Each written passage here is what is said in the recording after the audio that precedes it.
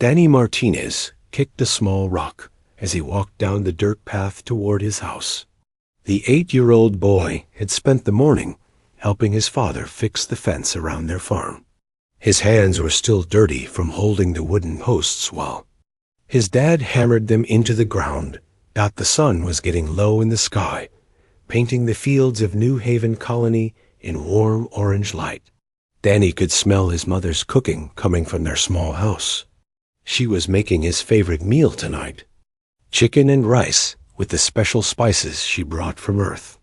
"Danny, come wash up for dinner," his mother Maria called from the kitchen window. "Coming, Mom," Danny shouted back, but he stopped when he saw something moving in the distance. 3 large ships were coming down from the sky. They were bigger than any ships Danny had ever seen. The metal hulls gleamed like mirrors, and they made a low humming sound that made his teeth feel funny. The ships landed in the big field near the center of town, where the colony's main building stood. Danny had heard his parents talking about aliens visiting New Haven. They said some alien traders came by sometimes to buy food and medicine. But these ships looked different from the small trading vessels that usually visited.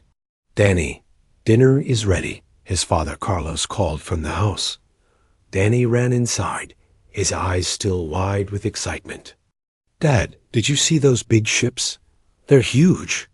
Carlos Martinez nodded as he washed his hands at the kitchen sink. "I saw them, son. The colony leader, Jake Stevens, sent a message. They're called Zephyrians. They want to talk about trade." "Can we go see them?" Danny asked, bouncing on his toes. "Maybe tomorrow," his mother said, setting a plate of food in front of him. "But you need to stay close to home until we know more about them."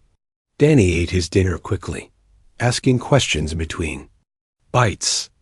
"What do they look like? Do they speak our language? Are they friendly?" "Slow down and eat," Maria laughed. "We don't know much yet. Jake Stevens is meeting with them tonight." The next morning, Danny woke up early. He looked out his bedroom window toward the town center, but the alien ships were too far away to see clearly. He could see people moving around near the ships, tiny figures in the distance. After breakfast, Danny helped his father feed the chickens and collect eggs. But his mind kept wandering to the alien visitors. He had seen pictures of different alien species in his school books, but he had never seen real aliens before. "Dad, what if they want to be friends?" Danny asked as they carried the egg baskets back to the house. "That would be good," Carlos said, "but we need to be careful. Not all aliens think the same way humans do." Around noon, Jake Stevens came to visit. He was a tall man with gray hair who ran the colony. Danny liked him because he always remembered to ask about Danny's pet rabbit. "The Zephyrians seem reasonable," Jake told Danny's parents as they sat on the front porch. "They're interested in buying our grain and vegetables. They're offering good prices, too." "What are they like?" Maria asked, pouring glasses of cold water for everyone. "Strange looking," Jake said. "They have blue skin with scales and 4 arms each. They're taller than us, maybe 7 feet. Their leader calls himself War Prime Kethfer. He speaks our language pretty well." Danny listened from inside the house, trying not to make noise so the adults wouldn't send him away. "Are they staying long?" Carlos asked. "A few days, maybe a week. They want to see our farms and decide how much food they can buy regularly." That afternoon, Danny's parents went to town for a meeting about the alien visitors. They told Danny to stay home and do his homework. But Danny was too excited to focus on his math problems. His pet rabbit, Snowball, was acting strange. The white rabbit kept hopping toward the back fence, then running back to Danny. It was like Snowball was trying to tell him something. "What's wrong, Snowball?" Danny asked. Following the rabbit dot at the back fence, Danny saw that one of the wooden posts had fallen over. There was a gap big enough for Snowball to squeeze through. The rabbit hopped through the opening and into the field. Beyond, Snowball, come back. Danny called, but the rabbit kept running. Danny looked back at his house, and at his rabbit disappearing into the tall grass. His parents had told him to stay home, but Snowball might get lost or hurt. Danny squeezed through the gap in the fence and ran after his pet. The field stretched out in front of him, filled with wild grass and small flowers. Danny could see Snowball's white fur moving through the grass ahead of him. He ran as fast as he could, calling the rabbit's name. "Snowball, please stop." The rabbit finally stopped near a small hill. Danny was breathing hard when he caught up and scooped Snowball into his arms. "Bad rabbit," he said, but he wasn't really angry. He understood that Snowball was just scared of the strange ships and sounds. Danny started walking back toward his house, but he realized he wasn't sure which direction to go. The field looked the same in every direction. He climbed up the small hill to get a better view. From the top of the hill, Danny could see his house in the distance. But he could also see something else that made him freeze. One of the alien ships was much closer than he thought. It was sitting in a clearing just beyond the next hill. Danny could see the aliens moving around their ship. They had set up strange metal boxes and cables. Some of the boxes had blinking lights, and the cables stretched out in different directions like a spider web. The aliens didn't see Danny at first. They were too busy working with their equipment. Danny watched them for a few minutes, curious about what they were doing. The metal boxes looked like the computers his teacher used at school, but much more advanced. Then one of the aliens looked up and saw him. The alien was tall and blue, just like Jake Stevens had described. It had 4 arms and scales that caught the sunlight. Its eyes were large and yellow, like a cat's eyes. When it saw Danny, it made a sound like a bird's call. Suddenly, all the other aliens stopped working and looked at Danny. There were 6 of them, and they all started moving toward him. Danny's heart started beating fast. He hugged Snowball tighter and started backing away. "I'm sorry," he called out. "I didn't mean to bother you. I was just looking for my rabbit." The aliens moved faster, spreading out to surround the hill. Danny realized they weren't just coming to talk to him. They were trying to catch him. Danny turned and ran as fast as he could down the other side of the hill. He could hear the aliens behind him, making more of those bird-like sounds. Their voices sounded angry. Danny's legs were shorter than the aliens, but he knew the land better. He ran toward a cluster of trees where he and his friends sometimes played hide and seek. Maybe he could hide until they gave up looking for him, but the aliens were faster than Danny expected. Just as he reached the trees, one of them caught up to him. A blue hand with long fingers grabbed his shoulder. "Let me go." Danny cried, but the alien was much stronger than him. More aliens surrounded him.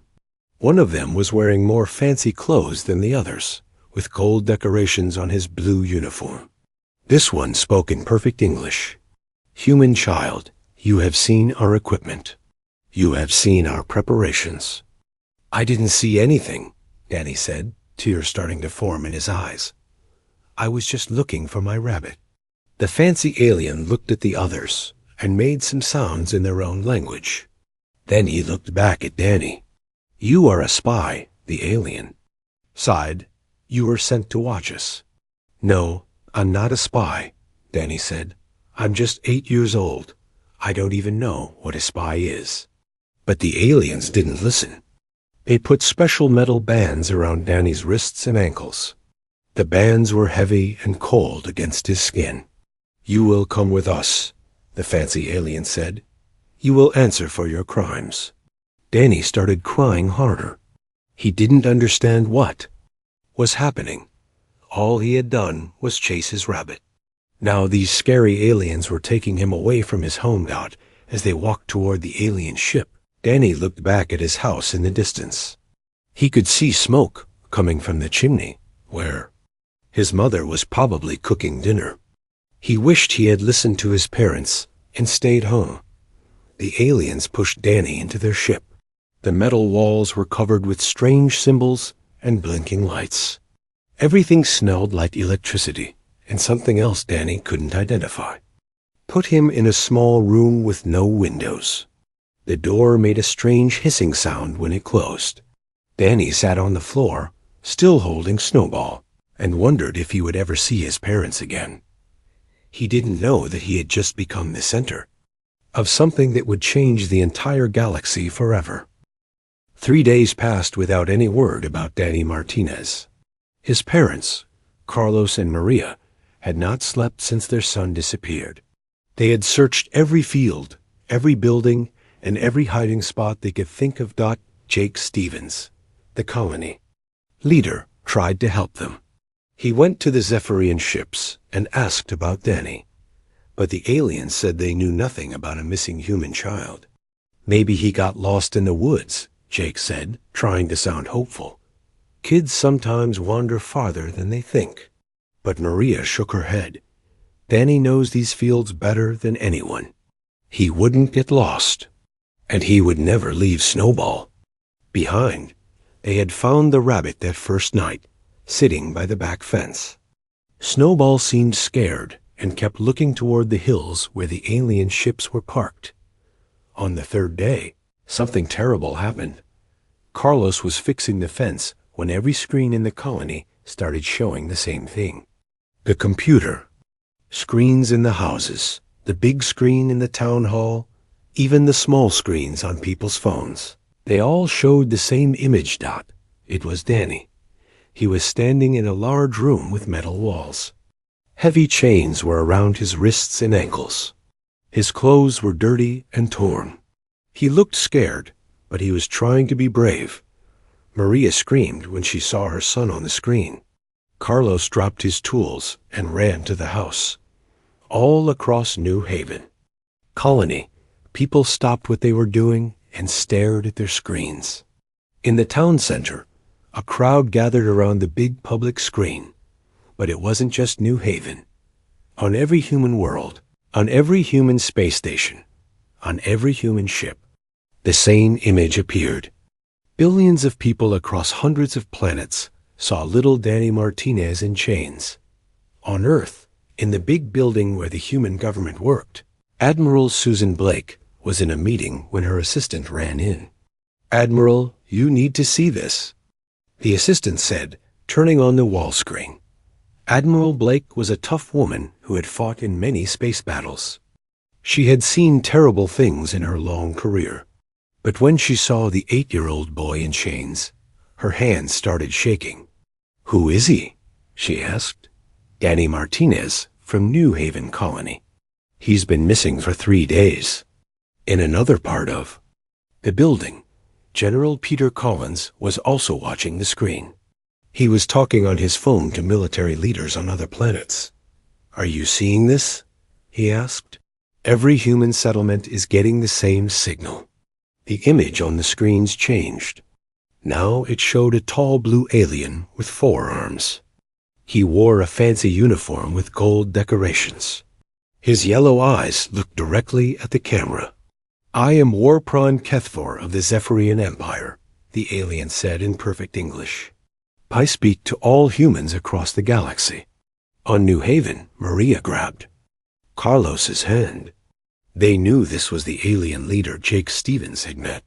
"This small human," Kethfor said, pointing to Danny, "was caught spying on our military operations. He was sent to gather information about our defenses." "That's not true." Maria screamed at the screen, but the alien continued talking. "Humans are a disease," Kethfor said.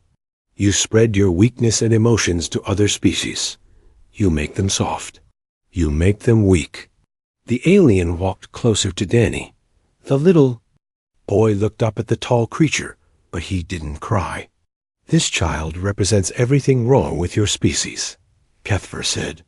"You are too emotional, too caring. These feelings make you unfit for the galaxy." On Earth, Admiral Blake was on the phone with the president. "Sir, we have ships 3 days away from New Haven. The UE's vengeance is closer, but still too far.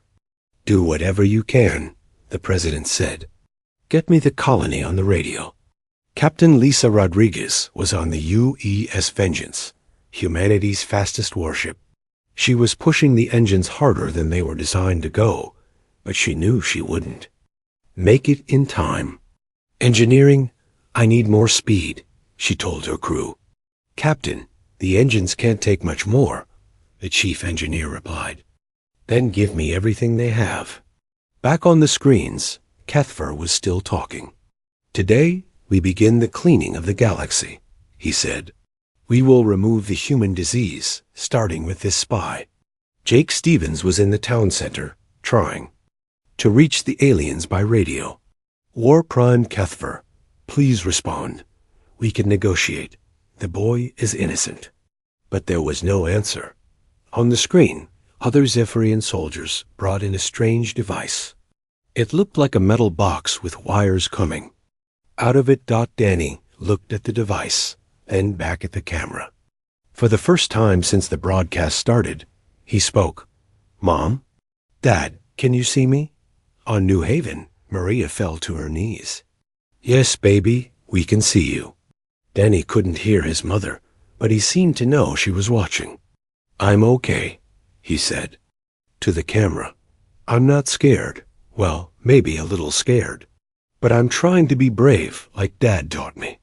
Across human space, billions of people were watching. Families gathered around their screens. Parents held their own children closer. I didn't spy on anyone, Danny said. I was just looking for Snowball. Is Snowball okay? On New Haven, Carlos picked up the white rabbit and held it tight. Danny looked up at Kethfer. Why are you doing this? I didn't hurt anyone. The alien leader smiled, showing sharp teeth. Because you are human, that is crime enough. War Prime Kethfor raised one of his 4 hands. The strange device began to glow. Let this be a message to all humans, he said. Your time in the galaxy is over. Danny looked back at the camera one more time. He was trying not to cry, but tears were running down his face. Tell my mom and dad I love them, he said. Tell them I'm sorry I didn't listen when they told me to stay home. On New Haven, Maria was sobbing. Carlos was holding her, but he was crying too. On Earth, Admiral Blake was shouting orders to every military base. I want every ship we have moving toward Zephyrian space. Now. Captain Rodriguez was still pushing her ship faster. Come on, she whispered. Come on. Across the galaxy, humans were watching. On space stations, on colony worlds, on Earth itself, people stood in front of their screens and watched an innocent child face death with more courage than most adults could manage. The alien device made a high-pitched sound. Danny closed his eyes. I love you, Mom and Dad, he whispered. The screen went white for a moment. When the image came back, Danny Martinez was gone. War Prime Kethfor looked at the camera again. This is the fate of all humans. Your species will be removed from the galaxy. Your weakness will no longer infect other races with your emotions and caring. The screen went black. For a few seconds, there was silence across human space. Billions of people stared at empty screens, trying to understand what they had just seen. Then the silence broke. On New Haven, Maria's scream could be heard across the entire colony. Carlos held his wife as she collapsed, his own tears falling like rain. On Earth, Admiral Blake's face was like stone, but her eyes were filled with a cold fire that her staff had never seen before. Get me the president, she said quietly. Get me the military council. Get me everyone. General Collins was already moving. All ships, all stations, all personnel. This is now a war alert. Captain Rodriguez slammed her fist on the control panel of her ship. She was still hours away from New Haven, but it was too late anyway. Across the galaxy, the same scene was playing out. Human families crying. Human leaders making phone calls. Human soldiers checking their weapons. The Zephyrians had made a mistake. They thought showing them a child's death would make humans afraid. They thought it would prove that humans were too weak and emotional to fight back. They were right about one thing. Humans were emotional. They did care deeply about their children. But the Zephyrians didn't understand what happened when you hurt a human child. They didn't understand that human emotions weren't a weakness. They were about to learn. On New Haven, Jake Stevens was talking to Admiral Blake on the radio.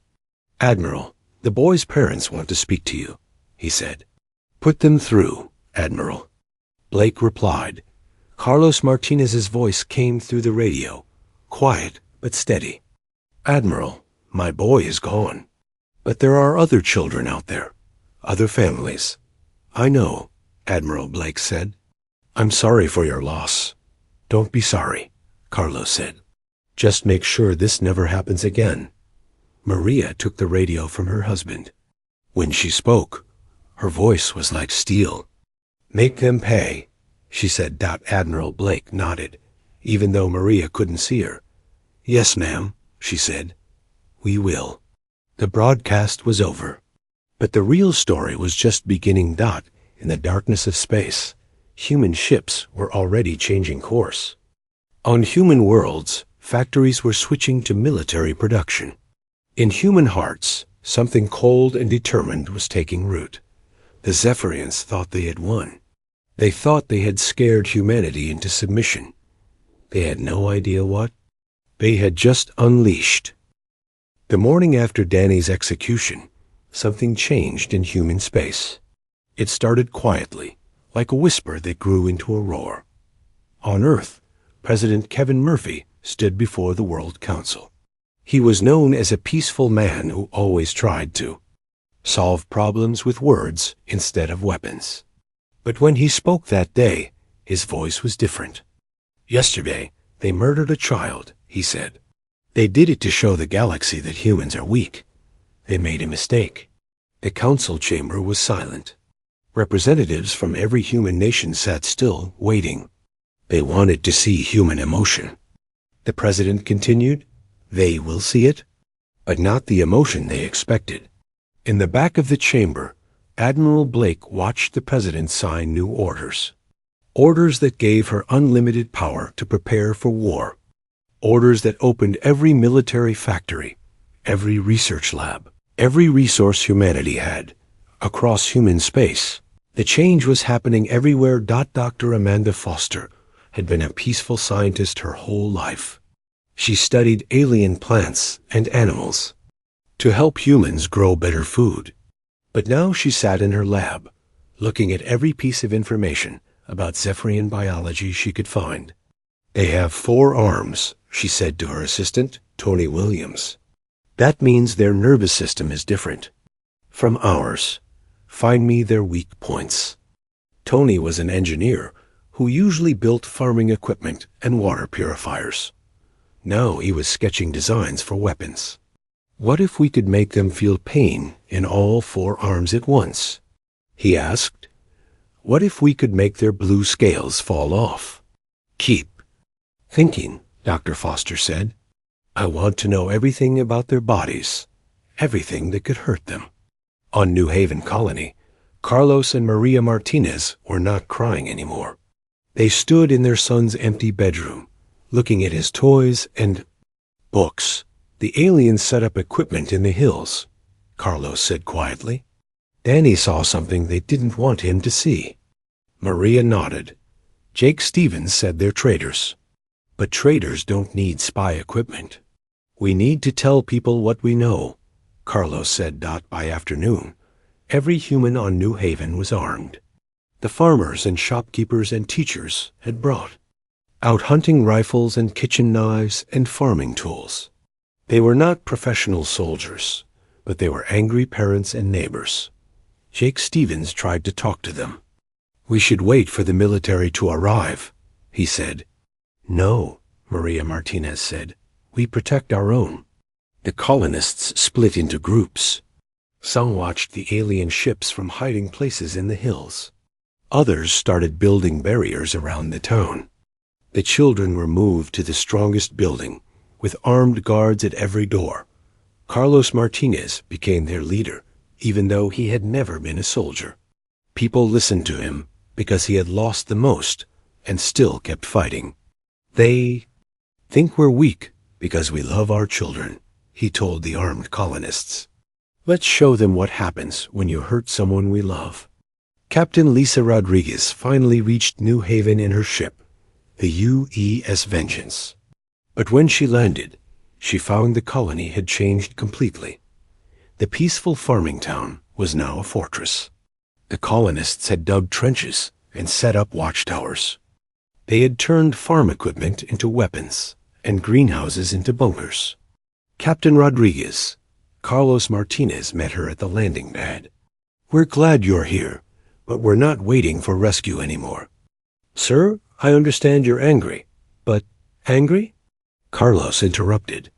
Captain, angry is when someone steals your crops or breaks your fence. This is something else. Captain Rodriguez looked around at the transformed colony. She had expected to find broken, scared people. Instead, she found an army of farmers who had turned their love for their children into something harder than steel. What do you need from me? She asked. Help us make them pay, Carlos said. Meanwhile, on Earth, real war preparations were beginning. Dr. Rachel Stone was a psychologist who studied how different species think and act. Now she was in a room full of military leaders, explaining Zephyrian society. They value strength above everything, she said, pointing to charts and pictures. They think emotions make you weak. That's why they killed Danny, to prove we're not strong enough to fight them. So how do we beat them? Admiral Blake asked. We show them they're wrong, Dr. Stone said. We prove that our emotions make us stronger, not weaker. How? Dr. Stone smiled, but it was not a nice smile. We fight, like parents protecting their children. We fight like a family that's been attacked. We don't just want to win, we want justice. In the engineering labs, Tony Williams was working with teams of the smartest humans alive. They were building new weapons, but not the kind that just killed. Quickly, Zephyrians are proud, Tony explained to his team. They think they're better than everyone else. So we don't just defeat them, we embarrass them. How do we embarrass an alien? One engineer asked. We make their forearms weak, so they can't hold weapons. We make their blue scales fall out, so they look sick. We capture their leaders alive and put them on trial for the whole galaxy to see. Is that possible? Tony grinned. It is now. The work continued day and night. Human factories that usually made cars and computers started making warships and weapons. Human schools started teaching military tactics alongside regular classes. Human doctors started learning how to treat battle wounds. But the biggest change was in the human heart. For the first time in centuries, every human in the galaxy was united. It didn't matter what planet they came from or what language they spoke. They had all seen the same broadcast. They had all watched an innocent child die. Captain Rodriguez sent reports back to Earth about what she found on New Haven. The colonists have changed, she wrote. They're not the same people who were farming here a week ago. They've become something else. Something focused and determined and very, very dangerous. Admiral Blake read the report and nodded. She was seeing the same thing everywhere. Peaceful humans were becoming soldiers. Gentle humans were becoming hunters. Loving humans were becoming exactly what the Zephyrians should have feared most. 3 months after Danny's death, the first human war fleet was ready. It was not the largest fleet humanity had ever built. It was not the most advanced. But it was the most focused. Every person on every ship knew exactly why they were there. Admiral Blake stood on the bridge of her flagship, the UES Justice. Around her were hundreds of other ships, each one crewed by humans who had watched a child die and decided that evil would not go unpunished. "All ships, this is Admiral Blake," she said into the radio. "Today we begin Operation Penny's Promise. We are not going to war for territory or resources. We are going to war for justice." The fleet moved out toward Zephyrian space, but they were not alone. On New Haven, Carlos and Maria Martinez had trained an army of colonists. They were not leaving their home. They were turning it into a trap for any Zephyrian who returned. On dozens of other worlds, human colonies were doing the same thing. The peaceful farmers and miners and traders had become deadly defenders of their homes and their children. And in the research labs, Dr. Foster and Tony Williams and Dr. Stone had created weapons that would teach the Zephyrians the difference between human weakness and human restraint. The Zephyrians had killed one human child to prove that humans were too emotional to fight back. They were about to learn that human emotions were not a weakness to be exploited. They were a strength beyond anything the galaxy had ever seen. War Prime Kethfor sat in his command ship, reading reports from his spies. The reports said that humans were building ships and weapons, but he was not worried. "Let them come," he told his officers. "They are still just emotional soft-flesh creatures. When they see real battle, they will break and run." Kethfor had no idea that he had not just killed a child.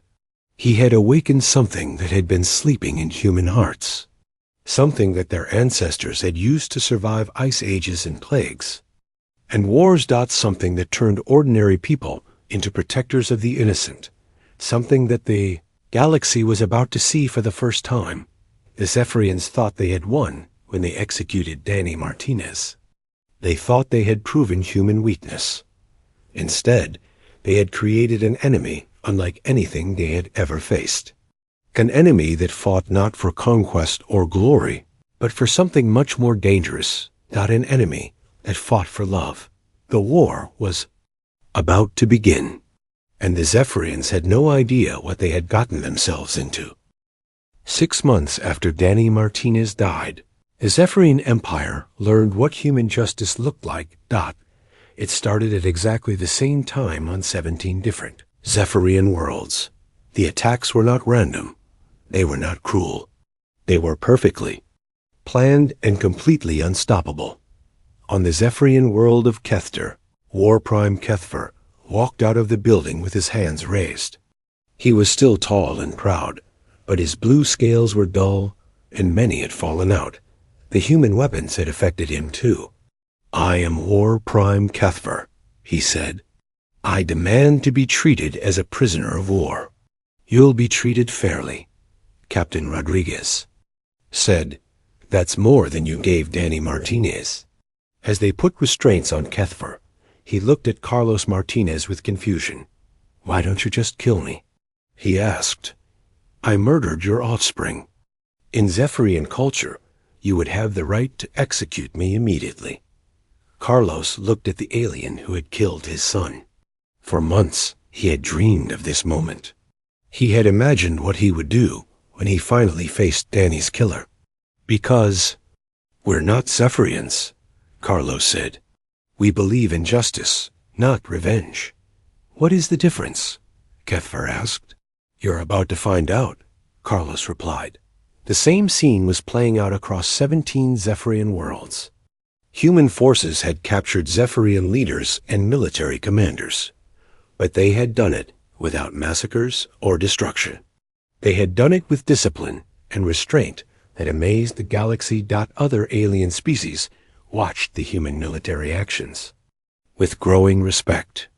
The humans could have destroyed every Zephyrian city, could have enslaved their entire population. Instead, they captured only those responsible for Danny's death and treated everyone else with mercy. "This is unprecedented," said Ambassador Veltar of the Centauri Federation. "Most species would have responded with genocide. The humans are showing remarkable restraint."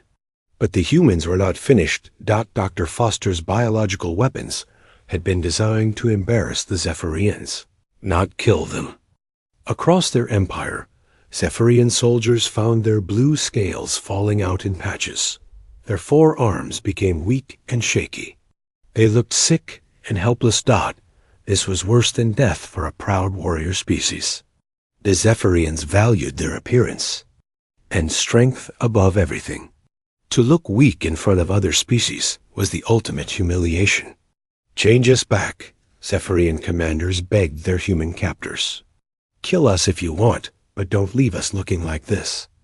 The effects will wear off in a few months," Dr. Foster explained to them. "Your scales will grow back. Your strength will return. But you'll remember this feeling for the rest of your lives." Meanwhile, the trials began.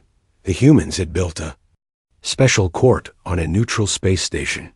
Representatives from dozens of alien species came to watch as Zephyrian war criminals faced justice. War Prime Kethvar was the first to be tried. He sat in the defendant's chair, his scales patchy and dull, his forearms trembling slightly from the effects of the human weapons. The prosecutor was Maria Martinez. She had spent months learning galactic law and courtroom procedures. She had studied every legal system used by the major alien species. Now she stood before the court as the voice of her murdered son. "War Prime Kethvar," she said, "you are charged with the murder of Danny Martinez, an innocent child. You are charged with crimes against sentient life. You are charged with broadcasting this murder to terrorize billions of beings across the galaxy." Kethvar tried to stand proud, but his weakened arms made him look frail. "I regret nothing," he sighed. "The human was a spy. I was defending my empire." Maria played the recording of Danny's capture. The court watched as the little boy explained that he was just looking for his pet rabbit. They heard him ask if his parents were okay. They saw his courage in the face of death. "This is your spy," Maria said quietly. "This is the dangerous enemy you felt you had to execute on live broadcast." Species from across the galaxy watched the trial. Many of them had children of their own. They understood what it meant to lose a child.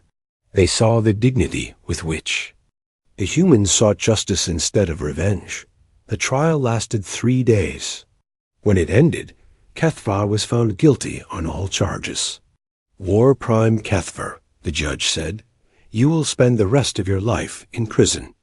But more than that, you will live knowing that your actions united the galaxy against everything you believed in."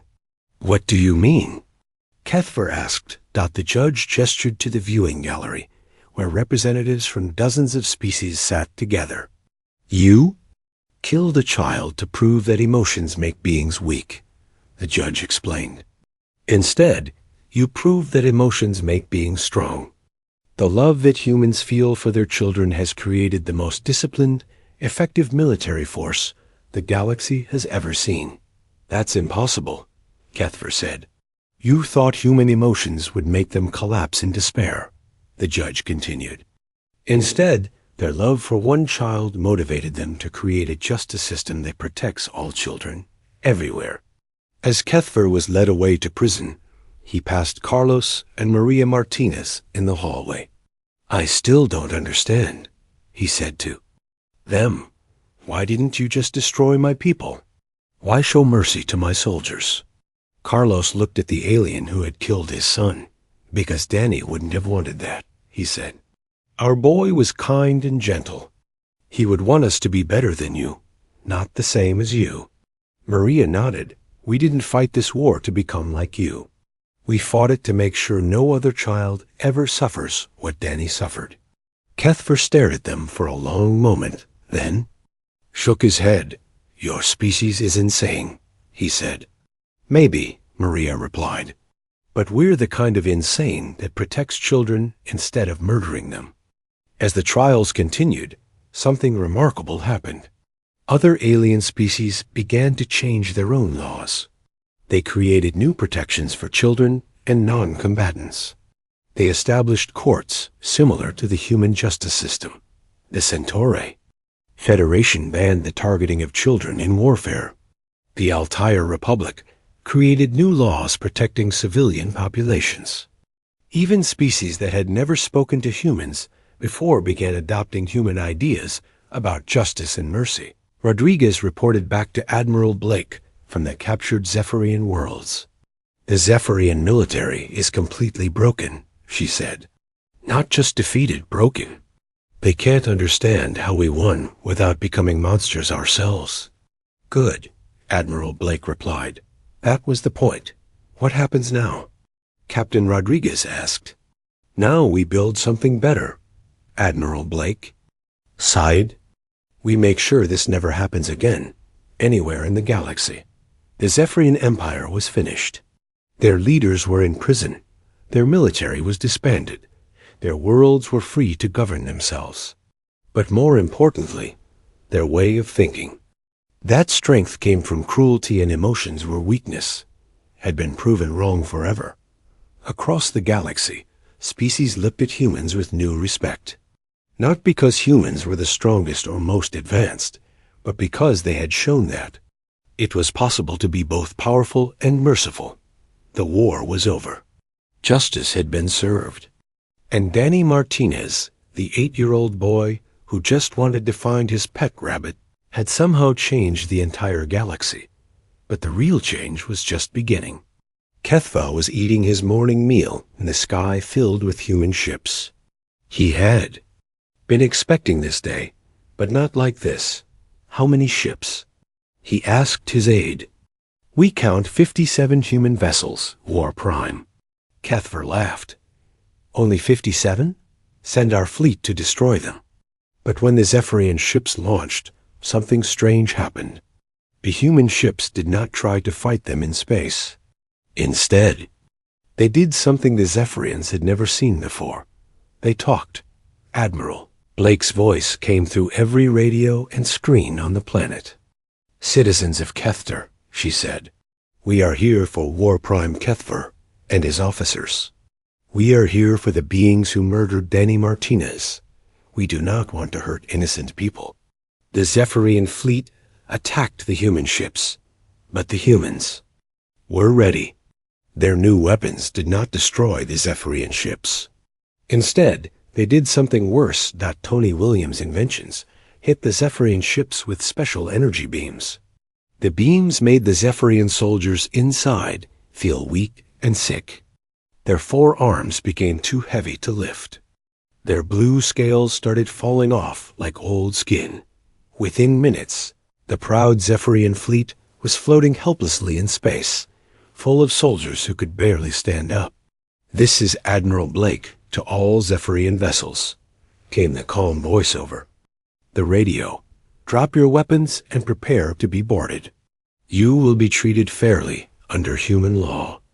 On the planet below, Kethver watched in horror as his mighty fleet surrendered without firing a shot. "How is this possible?" he asked. His aide was looking at reports from other worlds. "War Prime, it's happening everywhere. 17 of our worlds are under attack. The humans are using some kind of new weapon that makes our soldiers sick. Then we fight them on the ground," Kethver said. "Send all ground forces to defend the capital city." But the humans had planned for this too. Captain Rodriguez led the ground assault with a force of human soldiers and New Haven colonists. Carlos Martinez was with them, carrying a rifle he had learned to use very well over the past 6 months. "Remember," Captain Rodriguez told her troops, "we're not here to conquer. We're here for justice." The Zephyrian ground forces were waiting in the capital city. They had built strong defenses and were ready for a long battle. But the humans did not attack the city. Instead, they surrounded it and waited. Dr. Stone's Psi. 2 years after Danny Martinez died, the galaxy was a different place. On New Haven Colony, where it all began, children from 12 different species played together in a beautiful garden. The garden was built where Danny's house used to stand, with flowers and trees from dozens of worlds. In the center of the garden stood a simple stone with words carved in many languages. Danny Martinez, he showed us that love makes us stronger. Carlos and Maria Martinez walked through the garden every morning. They were older now, with gray in their hair, but they smiled as they watched the children play. "Look," Maria said, pointing to a group of young aliens learning to play human. "Games. That little Centauri girl is teaching the others how to skip rope." "Danny would have liked that," Carlos said. He always wanted to meet alien children. The colony had grown much larger than before. What started as a small farming town was now a center for interspecies cooperation. The old farm fields were filled with schools, hospitals, and research. Centers where different species worked together. Jake Stevens, still the colony leader, often joked that New Haven had become more important than some planetary capitals. "We went from growing corn to growing peace," he would say. But the real changes were happening across the entire galaxy. On Earth, Admiral Blake had been promoted to Supreme Commander of the new Galactic Defense Force. It wasn't just a human military. Anymore, species from across the galaxy had asked to join, wanting to be part of an organization that protected the innocent instead of conquering the weak. "The Altair Republic wants to contribute 50 ships," her aide reported during their morning briefing. "The Centauri Federation is offering 100. "Good," Admiral Blake said. "But remember, we're not building an empire. We're building a shield." The Galactic Defense Force was unlike any military organization the galaxy had ever seen. Its primary mission was not to fight wars, but to prevent them. Its soldiers were trained not just in combat, but in medicine, education, and peacekeeping. When conflicts arose between species, the Defense Force didn't choose sides. Instead, they helped both sides find solutions that protected everyone, especially children and civilians. Captain Rodriguez had become the first human ambassador to the new Galactic Council. The Council met on a space station built jointly by dozens of species, with Earth having a permanent seat at the main table. Today, we're voting on the Universal Child Protection Act, Captain Rodriguez announced to the assembled delegates. "This law will make it illegal for any species to target children during conflicts." The law passed unanimously. It became known throughout the galaxy as Danny's Law. But the most important changes were happening in the hearts and minds of ordinary beings across the galaxy. Dr. Foster had become the director of the new Interspecies Medical Institute. Her research on Zephyrian biology had led to medical breakthroughs that helped dozens of species. "We learned how to make them weak," she explained to her students. "But in the process, we learned how to make everyone stronger." The Institute developed new medicines that worked for multiple species. They created medical techniques that could save lives across different biologies. Most importantly, they established the principle that medical knowledge belonged to everyone, not just the species that discovered it. Tony Williams had started the Galactic Engineering Cooperative. Species from across the galaxy shared their technologies and worked together on projects that benefited everyone. "Before the war," Tony said, "each species kept their best invention secret. Now we share everything, and we all advance faster. Because of it." The cooperative had built new types of spaceships that could travel faster and safer than ever before. They had created communication systems that let different species talk to each other instantly across vast distances. They had even started building generation ships to explore other galaxies. Dr. Stone had established the Institute for Interspecies Understanding. Her work helped different species learn to communicate and cooperate despite their different ways of thinking. "The Zephyrians made a mistake," she would tell her students. "They thought that being different meant being enemies. We've proven that being different can make us all stronger." The Institute had prevented dozens of conflicts by helping species understand each other better. They had created translation programs that worked not just for languages, but for completely different ways of thinking. On the former Zephyrian worlds, the changes were the most dramatic of all. The Zephyrian people had been freed from their military empire. For the first time in their history, they could choose their own leaders and make their own decisions about how to live. Many young Zephyrians traveled to other worlds to learn about different cultures. Some came to New Haven to study at the schools. There, we want to understand, one young Zephyrian student told Maria Martinez. We want to learn why you showed mercy when you could have shown strength. Because mercy is strength, Maria replied. It takes more courage to forgive than to fight. The student looked confused. But War Prime Kethver said emotions make beings weak. Kethver was wrong about many things, Maria said gently. He thought love was weakness. But love is what gave. Use the strength to defeat his empire without becoming like him. In his prison cell, War Prime Kethvar watched reports about the new galaxy on his wall screen. He saw species working together who had never cooperated before. He saw children from different worlds playing together. He saw the Zephyrian people building a peaceful society. Sometimes he wondered if he had been wrong about everything. His cell was comfortable. The humans had given him books to read, food to eat, and medical care when he needed it. They treated him better than he had treated his own soldiers when he was in power. Why? He had asked his human guard one day. Why treat me well when I murdered your child? Because treating prisoners badly doesn't bring back the dead, the guard had replied. It just makes more hatred. We want to end hatred, not create more of it. Kethver still didn't understand humans completely, but he was beginning to understand that they were not weak. They were something he had never encountered before, strong enough to be gentle. The anniversary of Danny's death had become a galactic holiday. Not a day of sadness, but a day of celebration. It was called Unity Day, and species across the galaxy used it to remember the importance of protecting the innocent.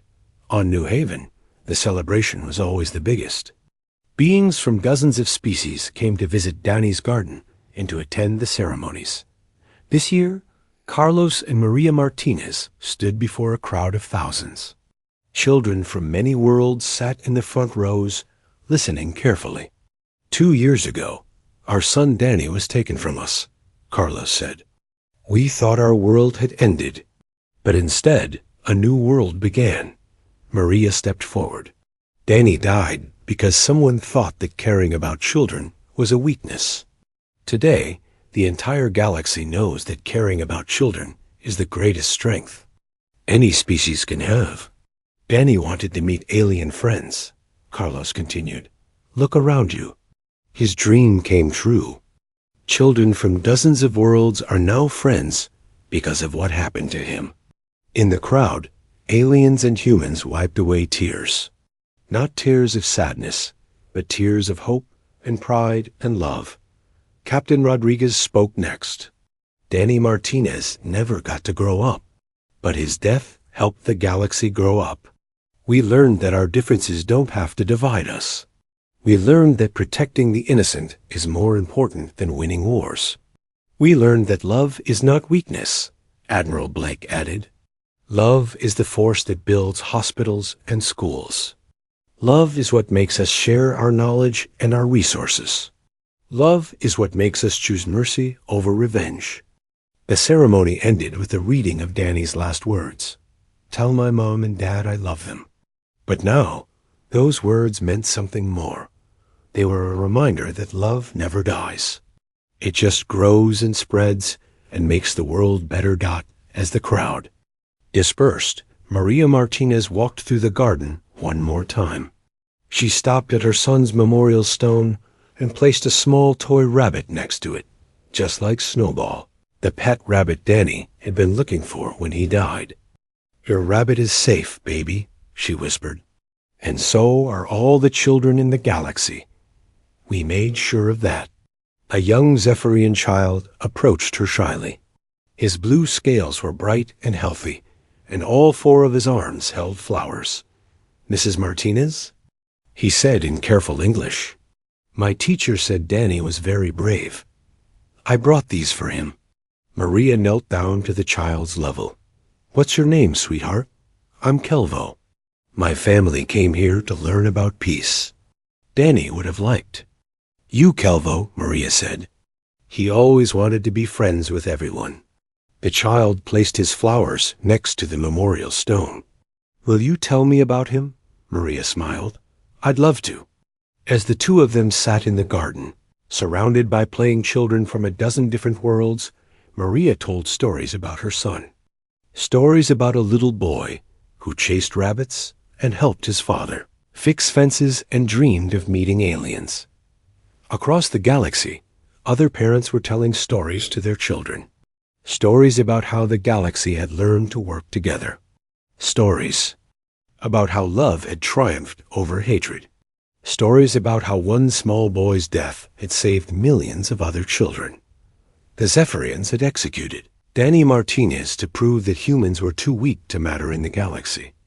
Instead, they had proven that humans were strong enough to change the galaxy forever, and in every